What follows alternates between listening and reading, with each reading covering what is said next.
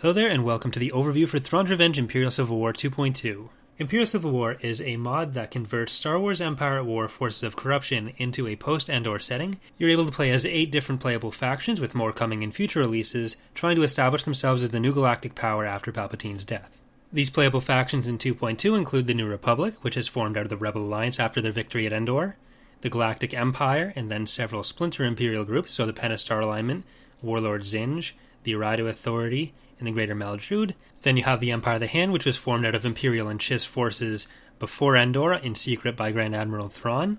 And finally the Avethan Duskin League from the Black Fleet Crisis. There are also several non-playable factions, including the Mandalorians, the Hapens, and the Corporate Sector Authority, as well as smaller warlord groups and some other sub-factions.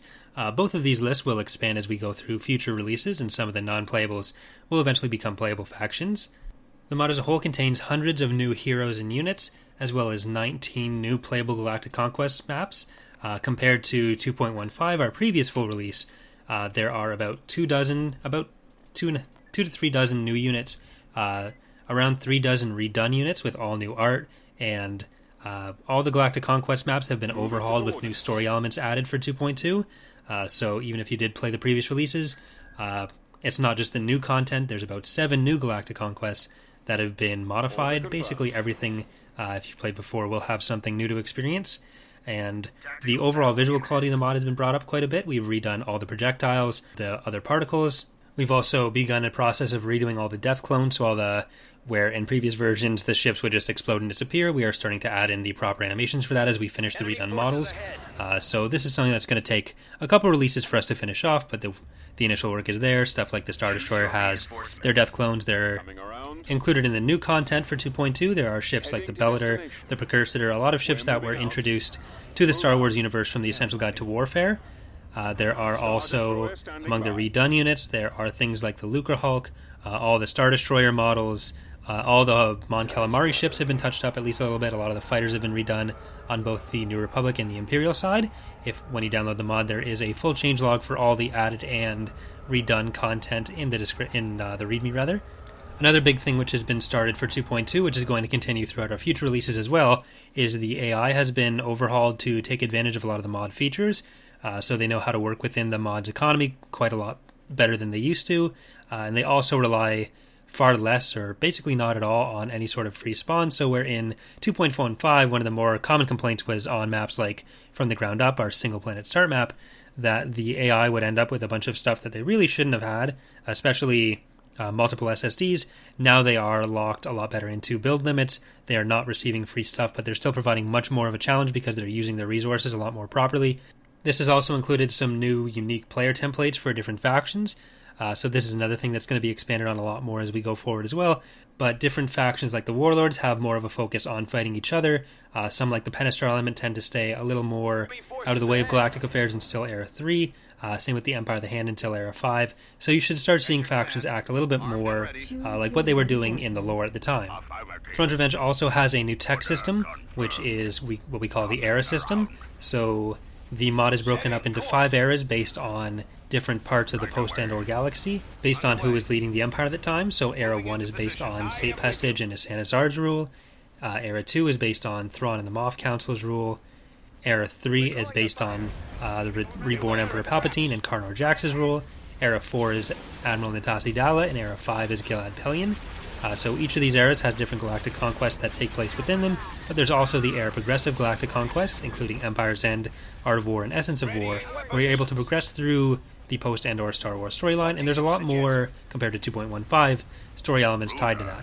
So in 2.15, there was an issue where a lot of Imperial players who, even though it's not necessarily a strict upgrade, for anyone who did want to play in a later era, would have to fly around trying to kill off their own heroes, but now there's different positives and negatives and different types of advancement that you can do, so you can voluntarily choose to switch eras by paying a certain amount of credits, and there are different rewards and negatives for advancing either voluntarily, through timed events, or through your heroes dying.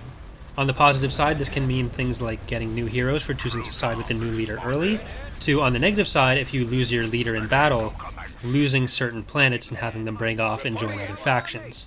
There are also other events like emergent faction events and other storylines that pop up throughout the game, which we are also going to be expanding on even more as we go through other releases as well, which help the game feel a lot more replayable and a lot more alive. In addition to the art reworks for the units, we've done a lot to the environment as well. In space, we've redone things like the asteroid models and all the sky domes. In the future, we're going to be redoing all of our planet models as well. And on ground, we've started upgrading all the textures for ground maps, so things like the dirt textures, the grass textures, all the mountain textures, so everything should look a lot more crisp than it did before. And this, again, is something that's going to continue in future releases. We plan to redo all the prop models between ground and space. On the gameplay side of things, we've added several new abilities, including the ability to rotate your space stations, so things like Golans, as well as single unit retreat, so being able to send one individual unit out of battle instead of having to retreat everything. Micro jumps, where you can jump from one part of the map to another with some units. And boarding, where you can capture enemy ships to join your forces and keep them after the battle.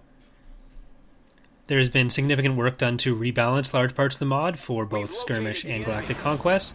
We've begun a lot of ground rebalancing, but in space we've especially put a lot of work into making sure that Super Star Destroyers fill a specific role and don't take over the game in the way they used to in previous builds.